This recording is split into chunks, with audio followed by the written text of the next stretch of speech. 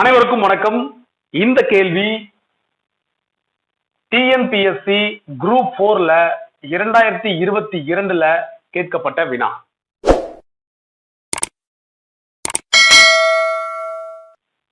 என்ன கேள்வின்னு பாத்திரலாம்.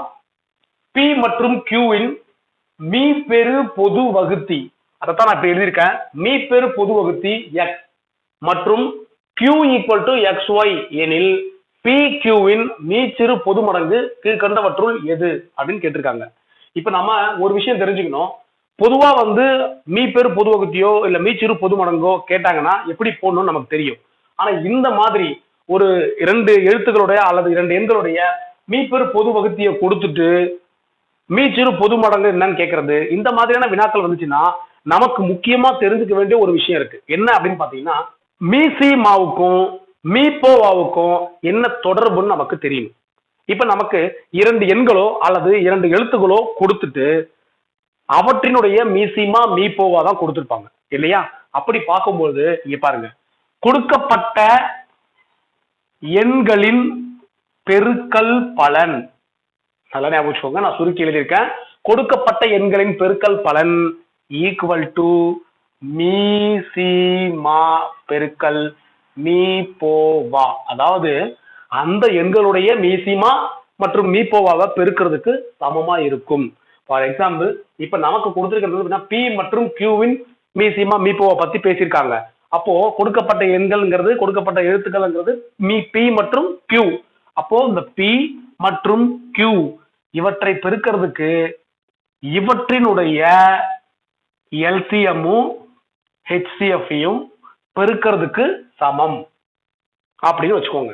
இப்ப இந்த கணக்கின் படி இங்க பாருங்க, நாம இதை அப்படியே எழுதிக்கிறோம். P into Q equal to LCM into HCF இல்லையா? இப்ப நமக்கு என்னெல்லாம் கொடுத்துருக்காங்களோ அதை நம்ம கம்பேர் பண்ணி பார்க்கணும். ஸோ P மற்றும் Qவின் மீப்போவா என்ன, எக்ஸ்ன்னு கொடுத்துருக்காங்க. இப்போ HCFங்கிறது எக்ஸ்ன்னு கொடுத்துட்டாங்க. இன்டு எல்சிஎம் தெரியாது, ஏன்னா மீசிமா தான் எதுன்னு கேட்கறாங்க. ஈக்குவல் டு வேற என்ன கொடுத்துருக்காங்க, Q ஈக்குவல் டு XYன்னு கொடுத்துருக்காங்க. அப்போ இந்த Qங்கிற இடத்துக்கு பதிலாக நம்ம என்ன போட்டுக்கலாம், XYன்னு போட்டுக்கலாம். பாருங்க, P அப்படியே வச்சுக்கோங்க. இன்ட்டு Qக்கு பதிலாக என்ன போடணும், XYன்னு போட்டுருக்கணும். இப்போ நான் இதை நம்ம கொஸ்டினை வச்சுதான் எழுதியிருக்கிறேன். இப்போ பாருங்க, நமக்கு எல்சிஎம் மட்டும்தான் தேவை. நம்ம ஏற்கனவே சொல்லியிருக்கோம், 2 ஈக்குவல்ட்டுக்கு left hand side right hand side எழுதி முடிச்சுட்டு என்ன இருக்கோ அதை எழுதி முடிச்சுட்டு எது தேவையோ அதை மட்டும் வச்சுக்கிட்டு மீதியை ஒரு பக்கமா அனுப்பிடலாம். இப்போ எல்சிஎம் மட்டும் நமக்கு தேவை, அதை அப்படியே வச்சுக்கிட்டு இங்க பெருக்கலா இருக்கிற எக்ஸ் ஈக்குவல்ட்டுக்கு இந்த பக்கம் வந்துச்சுன்னா வகுத்தலா மாறும். இங்க ஏற்கனவே பி இன்ட்டு XY இருக்கு, வகுத்தல் இந்த எக்ஸ் இந்த பக்கம் வந்துச்சுன்னா வகுத்தல் ஆயிடும். இப்ப பாருங்க, எக்ஸுக்கு எக்ஸ் அடிச்சிடலாம். this implies P into Y equal to LCMனு வருது. அப்போ LCM தான் கேட்டிருக்காங்க, P into Y இந்த ஆப்ஷன்ல இங்க இருக்கு. அடுத்ததா இந்த கணக்கையும் பார்க்கலாம். இதுவும் டிஎன்பிஎஸ்சி குரூப் 4 2022ல கேட்கப்பட்ட வினாதான். இந்த கணக்கை பாருங்க. கொடுக்கப்பட்ட 3 எண்களின் பெருக்கற் பலன் 1875 மற்றும் அவற்றில் மீப்போவா 5 எனில் அவற்றின் மீசிமா என்ன? போன கணக்கு மாதிரியே இந்த கணக்கும் மீப்போவா மீசிமா தொடர்புடைய கணக்கு தான். இப்ப அதுல இருக்கிற மாதிரியே நான் கொடுக்கப்பட்ட 3 எண்களின் பெருக்கல் பலன் ஈக்குவல் டு மீப்போவா மீசிமாவின் பெருக்கல் பலன்.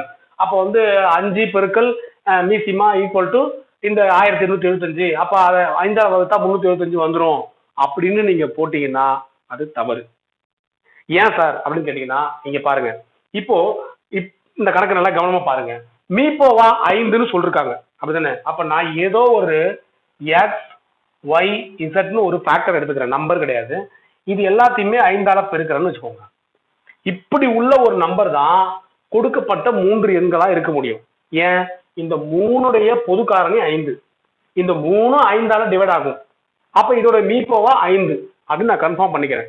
அப்போ இந்த 5x அப்படிங்கிறது ஒரு நம்பர், 5y அப்படிங்கிறது ஒரு நம்பர், 5z அப்படிங்கிறது ஒரு நம்பர். இப்படி இந்த 3 எண்களுடைய மீப்போவா தான் 5ன்னு வரும். இதை நம்ம ஒத்துக்கிறோம் இல்லையா?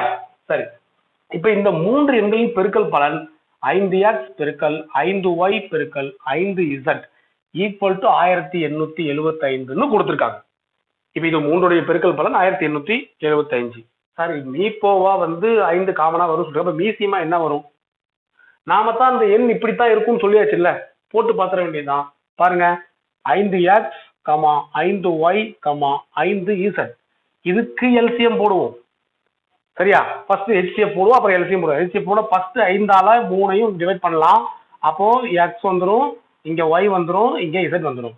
இப்ப பாருங்க HCF 5ஆல மட்டும் தான் காமனா பண்ண முடியும், அதுக்கப்புறம் பண்ண முடியாது. நமக்கு என்ன நம்பர்னு தெரியாது. அப்போ 5 தான் HCF. அப்ப நம்ம கொடுக்கப்பட்ட கணக்குக்கு வந்தாச்சு. 5 HCF வந்துருச்சு. மீதி இருக்கிற நம்பர் x, y, z இருக்குன்னு வச்சுக்குவோம். அப்ப LCM என்னவா இருக்கும்? HCF equal to 5 confirm. LCM என்னவா இருக்கும்? இந்த 5 பெருக்கல், அதாவது காமன் ஃபேக்டர் பெருக்கல் மீதி இருக்கிற எல்லா நம்பரும் x, y, z. அப்போ LCM equal to 5 x, y, z ன்னு வருது. கரெக்டா? அப்ப நான் LCM தான் கண்டுபிடிக்கணும். எனக்கு என்ன தேவை? LCM equal to 5x, y, z வேணும். ஆனா என்கிட்ட இருக்கிறது என்னது? 5x பெருக்கல் 5y பெருக்கல் 5z ஈக்குவல் டு 1875 இருக்கு. அப்போ எனக்கு இங்க எல்லாமே பெருக்கல் இருக்குன்னு அர்த்தம் இல்லையா? ஒரு 5 மட்டும் வச்சுக்கிட்டு மீதி இருக்கிற 2 5 அந்த பக்கம் அனுப்பிட்டுன்னா 5xyz கிடைச்சிடும். சிம்பிள். பாருங்க 1875 இந்த பக்கம் இருக்கா? ஃபர்ஸ்ட் இந்த ஒரு 5 அந்த பக்கம் அனுப்புனா அந்த 5ஆல டிவைட் ஆகும். அடுத்து இன்னொரு 5 அந்த பக்கம் அனுப்புனா அதுவும் டிவைட் ஆகும். இங்க ஏன்னா நமக்கு ஒரு 5 தான் தேவை. எல்சிஎம்ன்றது 5xyz மட்டும்தான். கரெக்டா? அப்போ இதை என்ன டிவைட் பண்ணுங்க. ஒரு 5 5, 3 5 15 மீதி 3, 7 5 35 மீதி 2, 5 25. திரும்ப இன்னொரு 5ஆல டிவைட் பண்ணும்போது ஒரு 5 5, 7 5 35 மீதி 2, 5 5 25 ஈக்குவல் டு 75. அப்போ எல்சிஎம் ஈக்குவல் டு 75 சரியான விடை. பாருங்க என்ன ஆன்சர்? ஏ தான் ஆன்சர். இது ரொம்ப சுலபமா இருக்கும். இந்த மாதிரி கணக்குகளை நீங்க டிஃபரெண்ட் பண்ணி தெரிஞ்சுக்கணும்னா நம்ம சேனலை சப்ஸ்கிரைப் பண்ணுங்க. இதுல உங்களுக்கு ஏதாவது சந்தேகம் இருந்துச்சுன்னா கமெண்ட் பண்ணுங்க.